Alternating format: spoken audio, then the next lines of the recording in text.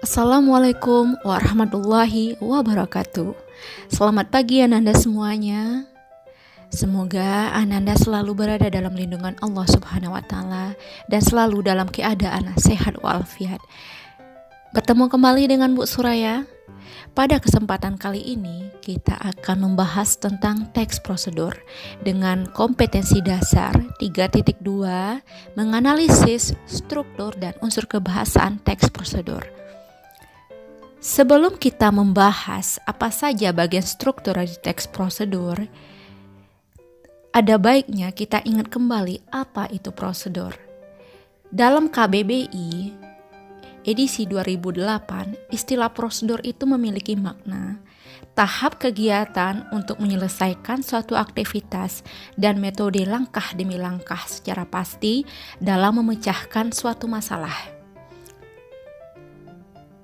Oleh karena itu, dapat kita simpulkan bahwa yang dimaksud dengan teks prosedur adalah langkah-langkah atau tahapan-tahapan yang harus dilaksanakan dalam melakukan suatu kegiatan sehingga suatu kegiatan itu dapat terlaksana dengan baik dan berhasil.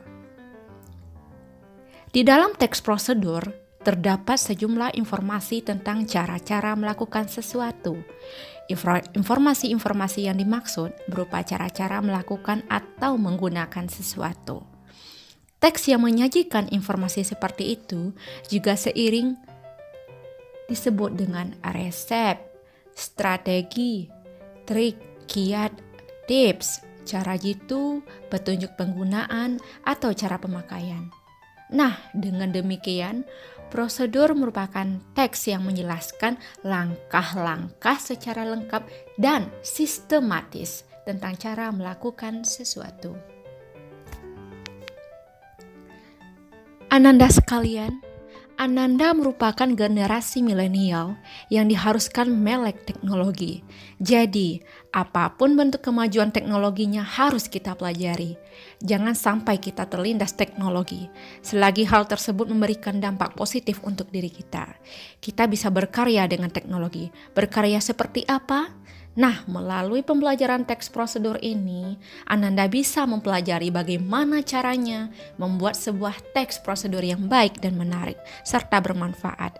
Misalnya, prosedur dalam membuat makanan khas daerah, seperti cara membuat asam pedas, ikan bakar nila khas Pasaman, kacang rendang, dan sebagainya.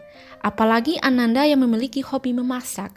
Hobi tersebut bisa menghasilkan pundi-pundi keuangan jika Ananda tuangkan dalam bentuk teks prosedur atau dalam bentuk tutorial berbentuk konten yang menarik dengan menguploadnya di YouTube. Selain itu, hal yang menjadi trending topik di masa pandemi COVID-19 ini seperti pembuatan disinfektan sederhana. Cara pembuatan disinfektan dengan menjelaskan tujuan, langkah-langkah yang sistematis, dan kesimpulan itu sudah merupakan teks prosedur yang baik dan menarik. Sederhana bukan? Sederhana jika kita mau mencoba. Jadi, Ananda bisa belajar memanfaatkan teknologi sambil berbagi ilmu dan mendapatkan penghasilan sendiri. Nah, nanti muara dari pembelajaran kita ini, Ananda akan memproduksi sebuah karya berbentuk teks prosedur, bisa dalam bentuk tulisan, video, dan sebagainya yang bisa dijadikan konten yang menarik di YouTube. Nah, Ananda juga bisa menjadi YouTubers pemula. Hal yang perlu diingat dalam penulisan atau pembuatan video teks prosedur adalah menjelaskan tujuan, langkah-langkah yang jelas dan sistematis, serta kesimpulan yang singkat dan tepat. Tujuan, langkah-langkah yang jelas dan sistematis, kemudian kesimpulan yang tepat dan singkat, itu adalah struktur dari teks prosedur itu sendiri. Nah, kita jelaskan kembali. Yang pertama, tujuan. Nah, tujuan ini berisi pengantar tentang topik yang akan dijelaskan di dalam teks. Kemudian, tahapan atau langkah-langkah. Nah, tahapan atau langkah-langkah ini berisi perincian petunjuk yang disarankan. Nah, tahapan-tahapan kegiatan diisi dengan langkah-langkah melakukan sesuatu yang disusun secara sistematis atau berurutan. Bagian ini sering pula disertai dengan penyajian alat dan bahan, terutama petunjuk membuat sesuatu seperti resep. Bagian ini sering pula disajikan dengan terperinci. Nah, dalam hal ini terdapat dua kategori pembahasan pada isi suatu teks prosedur, yaitu sebagai berikut. Teks yang berisi cara-cara membuat sesuatu, misalnya cara membuat asam pedas seperti yang Ibu jelaskan tadi, kemudian cara membuat kacang rendang khas Pasaman, serta cara memasak masakan-masakan yang enak lainnya. Yang kedua, teks yang berisi cara-cara melakukan suatu aktivitas, misalnya cara-cara melamar pekerjaan, cara membaca buku secara efektif, cara-cara menggunakan komputer, dan cara-cara lainnya yang sering kita lakukan dalam kehidupan sehari-hari. Langkah-langkah atau petunjuk kegiatan itu merupakan inti dari penulisan suatu teks prosedur. Kemudian yang ketiga, penegasan ulang. Nah, penegasan ulang ini itu merupakan kesimpulan dari penulisan teks prosedur. Penegasan ulang ini berisi harapan atau manfaat apabila petunjuk-petunjuk itu dijalankan dengan baik.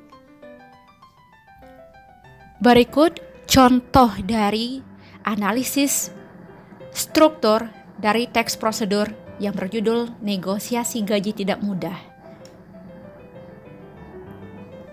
Yang pertama, bagian tujuan. Nah, bagian tujuan ini dinyatakan dalam paragraf 1-3. Pada ketiga paragraf itu dijelaskan kebiasaan negosiasi gaji pada calon pegawai baru saat wawancara kerja. Nah, contoh teksnya bisa Anda lihat pada tayangan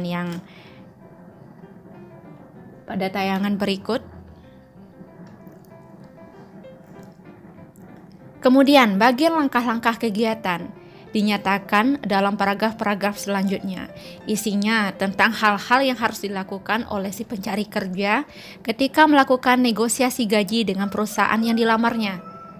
Dan terakhir, bagian kesimpulan. Nah, bagian kesimpulan atau penegasan ulang tidak dinyatakan dalam teks tersebut. Adapun bagian akhir teks tersebut dikelompokkan ke dalam bagian langkah kegiatan karena masih menjelaskan langkah-langkah negosiasi gaji. Nah, tentu nanti akan muncul pertanyaan, mengapa penegasan ulang tidak dicantumkan dalam teks ini? Jadi penegasan ulang itu bersifat opsional, boleh ditulis dan boleh tidak. Jadi hanya bersifat pilihan.